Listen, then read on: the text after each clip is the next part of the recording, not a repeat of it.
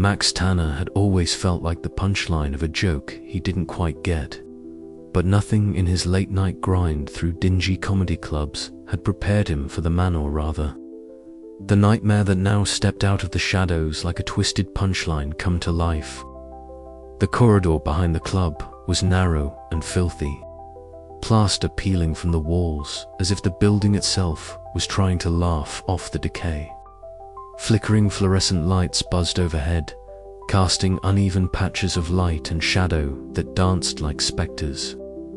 Max's heart thudded in his chest, the cursed joke book heavy in his coat pocket.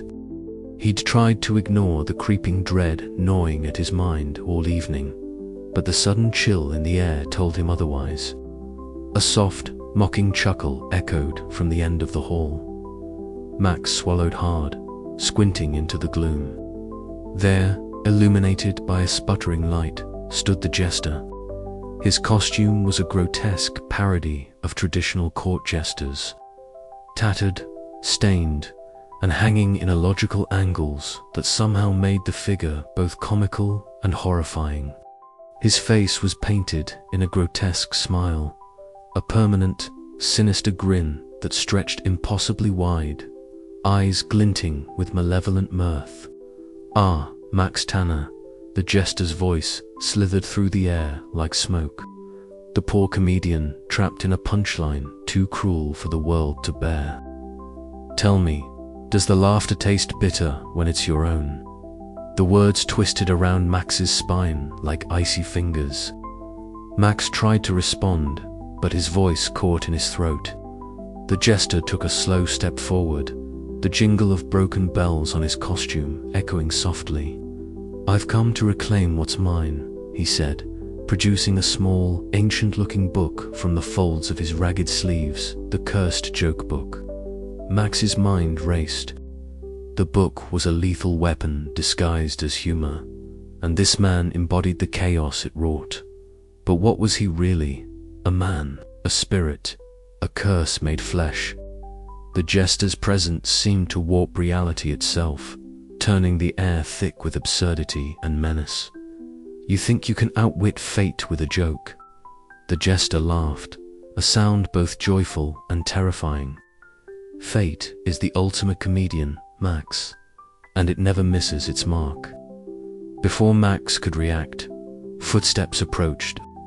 Lila Nguyen appeared, her sharp eyes narrowing as she took in the scene.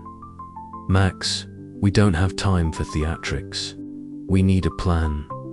The jester's grin widened. "Ah, the loyal sidekick. How delightful. But even your combined wit won't save you from what's coming." Later, in the cramped dressing room, the smell of stale smoke and sweat clung to the air. Max sat hunched over the cursed book, its pages seeming to pulse with an unnatural rhythm. Leela leaned against the wall, arms crossed, her usual smirk replaced by a serious edge. "We need to know more about him," she said. "Who is this jester? Why is he tied to the book?"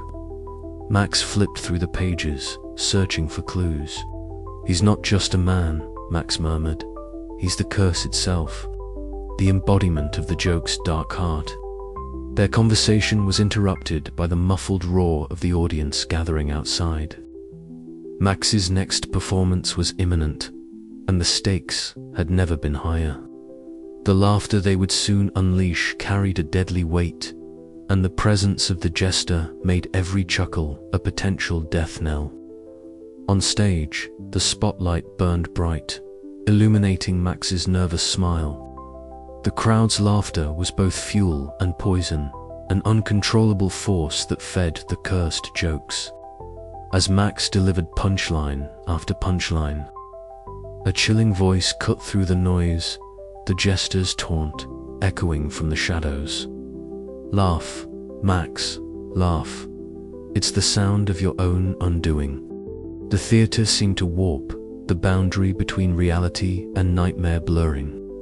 Max's mind raced, balancing the absurdity of the situation with the cold logic needed to survive. Every joke was a gamble, every laugh a risk. After the set, the danger was far from over. In the fog-shrouded alley behind the theater, Max found himself cornered by assassins sent by the Jester.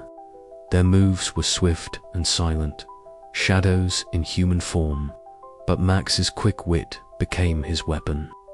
With a desperate joke uttered just in time, he distracted them long enough to slip away. Breathless, heart-pounding, Max realized the absurdity of his situation was his greatest strength. In a world ruled by the unpredictable hand of the Jester, survival meant embracing chaos with a smile. As dawn approached, Max's resolve hardened. The game was on, and he was no longer just the punchline. He was a contender. But the question lingered: how do you outjoke the embodiment of fate itself? The answer, Max knew, lay somewhere between the dark laughter and the deadly silence that followed. And the show was far from over. The dim glow of the stage lights cast long shadows across the packed comedy club, where Max Tanner stood, clutching the microphone like a lifeline. The crowd was larger than ever tonight, their faces expectant, eager for the next punchline. But tonight was different. The air was thick with a strange energy, a buzz that seemed to hum beneath the usual claps and cheers. Max felt it too, a restless laugh itching just under his skin, threatening to spill out uncontrollably. He started with a joke from the cursed book, the one Harold Finch had nervously recommended he try first. The audience erupted instantly, laughter rolling like waves, some faces lighting with joy, others twisting with something darker. Max's heart hammered as he noticed a man near the back clutching his chest, eyes wide with disbelief before collapsing in a heap. The room faltered, confusion rippling through the crowd, but the laughter didn't stop. It grew louder, more manic. It was as if the joke had cast a spell, binding them all in a feverish grip of hilarity and terror. Backstage, the clutter of props and empty water bottles formed a chaotic backdrop for a tense conversation. Lila Nguyen paced, her stylish jacket slipping off one shoulder as she stopped in front of Max, who was wiping sweat from his brow. "Max, this has to stop," she said, voice low but firm. "You're playing with fire, and it's not just your career on the line anymore." Max met her gaze, the nervous smile he wore like armor faltering. "I know," he admitted, "but the crowds, the attention, it's what I've been chasing. I can't just quit now." Leela's smirk softened, revealing the conflict beneath her pragmatic exterior. "I get it, I do. But at what cost? I'm torn between helping you and not getting burned myself." Meanwhile, miles away in a dim precinct office, Detective Reed hunched over his cluttered desk. Cigarette smoke curled lazily toward the cracked ceiling as he studied photos of the victims, all linked by one bizarre thread: they'd been present at Max's shows.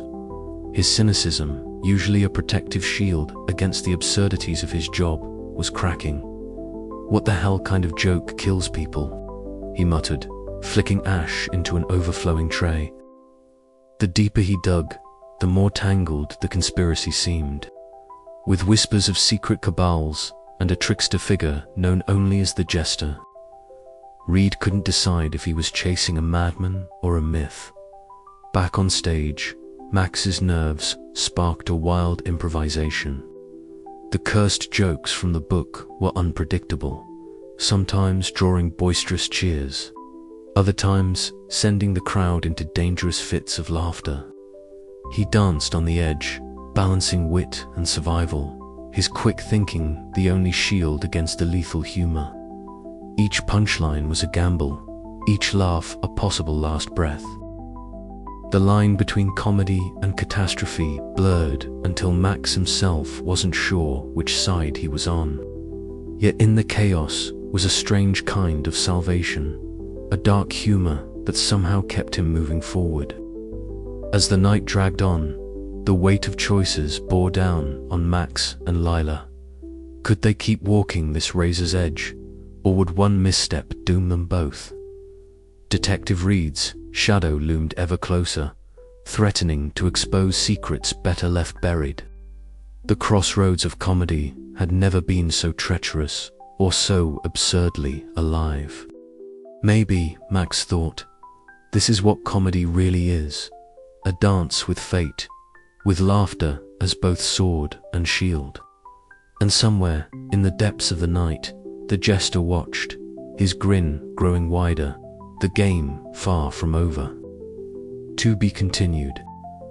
The comedy club buzzed with electricity, an almost tangible static of anticipation that clung to the sticky air like a second skin. Max Tanner adjusted the microphone stand with a shaky hand, eyes flickering to the battered notebook hidden beneath his jacket. Tonight, he was no longer just a struggling comic. Tonight, he was a man tempting fate itself. The cursed joke book, ancient and ominous, had transformed his life into a precarious balancing act between laughter and death.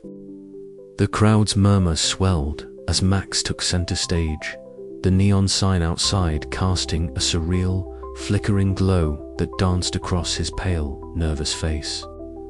The low hum of conversation was punctuated by the clink of glasses and the occasional cough, but beneath it all, the air thrummed with an unsettling tension. Max swallowed hard. He knew what awaited him beyond the first punchline. An uncontrollable wave of laughter that could topple the strongest constitution. Clearing his throat, Max began. His voice was low but steady, weaving the first harmless jokes into the fabric of the set, gauging the audience's mood. The laughter he elicited was genuine but cautious. Then, with a glance at the open book nestled in his inner pocket, he ventured deeper.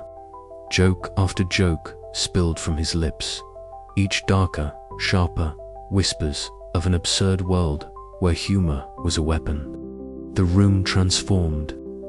Laughter erupted like a wildfire, rolling through the crowd in a relentless crescendo. Faces contorted, smiles stretching beyond reason, and soon, some patrons doubled over, clutching their sides, tears streaming down cheeks flushed with hilarity.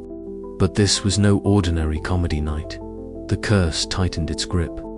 A few collapsed breaths shallow, their laughter frozen mid-chuckle. Panic flickered in the eyes of those nearby, yet the contagious humor held them hostage. Backstage, Lila Nugent watched with a mix of fascination and fear. Her ever-present smirk faltered as she saw the chaos unfurl, the surreal blend of joy and horror painting the scene in stark relief. She clenched her fists, torn between admiration for Max's daring and dread for the consequences. Outside, shadows shifted with purpose. Evelyn Cross, the assassin leader, moved like a spectre through the night, her dark attire blending seamlessly with the urban gloom. Behind her, a cadre of silent hunters followed, their eyes cold and unyielding. The deadly laughter inside was the beacon that guided their approach, a signal that the cursed book was in play, and the time to strike was now. Inside, Max's pulse quickened. He sensed the tightening noose of danger, the invisible eyes prying through walls and windows. Recklessness had been his fuel, but now it threatened to consume him. Switching gears, Max abandoned the lethal jokes for agile banter, weaving quick-witted retorts that acted as a shield against despair. His nervous smile sharpened into something almost defiant, a glimmer of the old comic fighting back against the dark fate.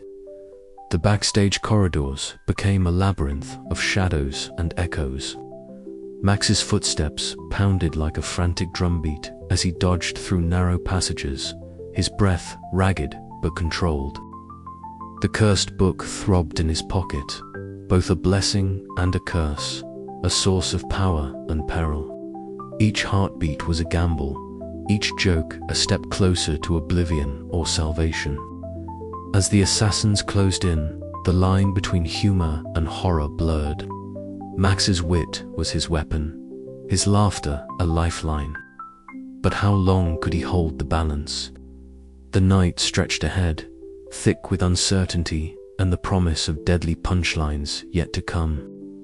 The club's neon glow flickered once more, casting elongated shadows that danced like specters across the walls.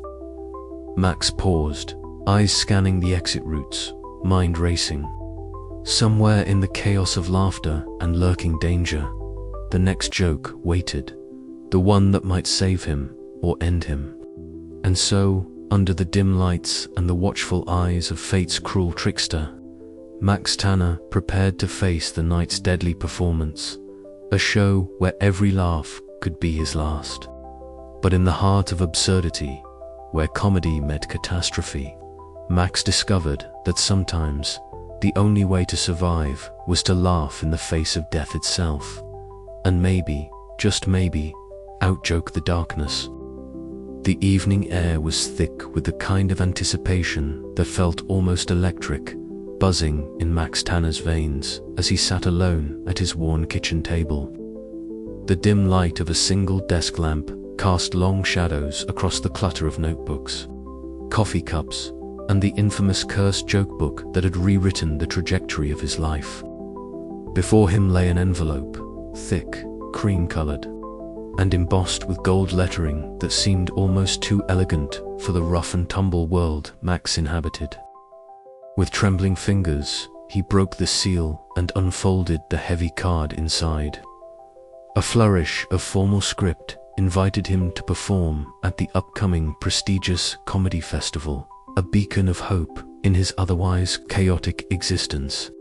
His breath caught, heart pounding with a cocktail of exhilaration and dread.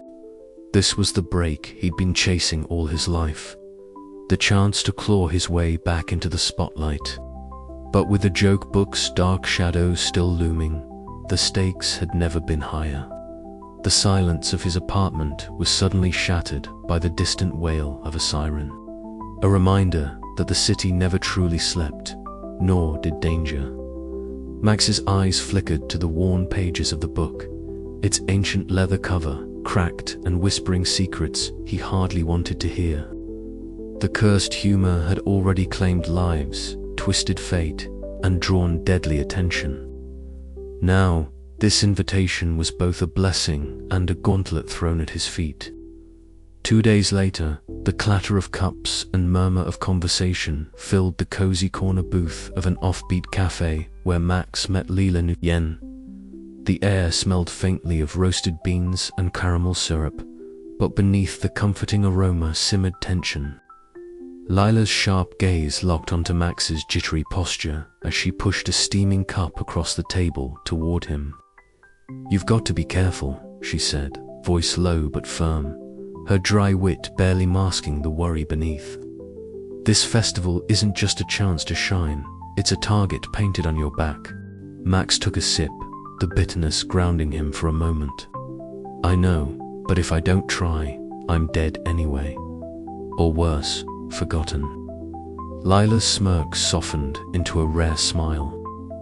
"Then we plan. We get ahead of whatever's coming." Together, they pored over the details, the festival's schedule, the security measures, the potential allies and enemies lurking in the crowd. Every plan was a fragile thread woven into the chaotic tapestry of their lives, each one a gamble against fate's cruel trickster hand. Meanwhile, in the back alleys of the city, Tommy Sparks leaned against the chipped brick wall of his comedy club, the neon sign buzzing erratically above him. A cigarette dangled from his lips, smoke curling into the night as he watched Max approach. "You sure you want to do this?" Tommy asked, voice gravelly but not unkind. "That festival's no joke, Max. It's a whole different beast." Max shrugged, nerves tightening his smile. "I'm out of options. Besides, maybe this time the joke's on fate." Tommy's eyes narrowed, a flicker of concern breaking through his usual skepticism. "Just watch your back. The higher you climb, the harder you fall. Detective Reed's world was a stark contrast. Rain slicked the narrow alley behind the club, the glow of street lamps blurred by the drizzle. His trenchcoat collar was turned up against the chill, cigarette smoke mingling with the damp air. He scanned the shadows, the faint echo of laughter from inside the club haunting him like a ghost. The deaths connected to Max's performances were no coincidence, and Reed's instincts told him the story was far darker and more twisted than a mere coincidence. The cabal behind the jester was closing in, their influence seeping into every corner of the city's underbelly. Reed's fingers tightened around the cigarette as he muttered to himself, "This isn't just about jokes anymore. It's a war for control." Back in his apartment, Max sat cross-legged on the floor, the invitation still clutched in his hand. The laughter that had once seemed so innocent now echoed with a sinister edge. He knew the festival was a crossroads, a moment where his fate, the curse, and the deadly game he'd been thrust into would collide. Yet beneath the dread, a stubborn ember of hope flickered. Maybe, just maybe, he could turn the punchline around. Outwit the jester, survive the assassins, and reclaim not only his career but his life. The festival beckoned, and with it, the promise of chaos and salvation intertwined in the strangest joke fate had ever played. As Max prepared to step onto the biggest stage of his life, the city seemed to hold its breath, waiting to see if laughter would bring life or death. And somewhere in the shadows, the jester smiled. Max's fingers trembled as he folded the invitation carefully and slipped it into his jacket pocket. The weight of the cursed joke book in his bag was heavier than ever, a constant reminder that the coming days would test every ounce of his wit and courage. "Ready, Lila's?" Voice broke through his reverie as she appeared in the doorway, arms crossed and eyes sharp. He nodded, a nervous grin tugging at his lips. "As ready as I'll ever be." Together, they stepped out into the night, the city lights flickering like 1,000 punchlines waiting to be told, some deadly, some hopeful, all absurdly intertwined. The festival beckoned, and Max Tanner was about to answer its call. The final laugh, however, was still waiting to be told.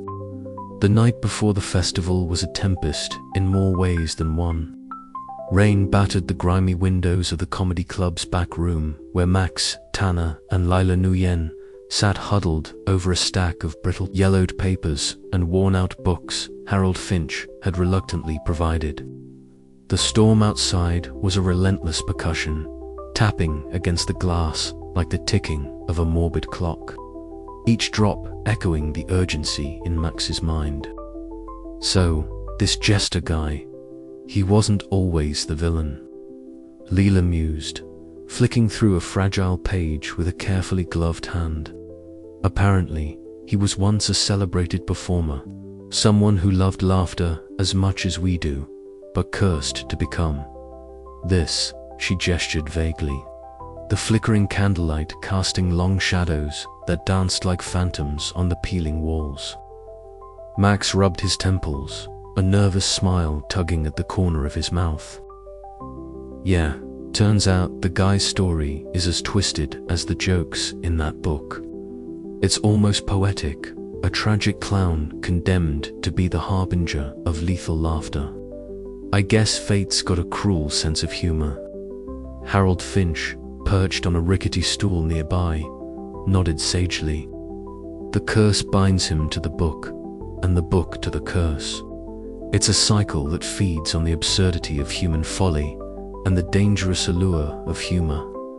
The more you laugh, the closer you dance with death." Max's mind replayed the countless faces he'd seen dissolve into uncontrollable laughter, some ending in terror, others in tragedy. He thought of the upcoming comedy festival, looming like a dark monolith on the horizon, a stage where the stakes were no longer just laughs, but survival.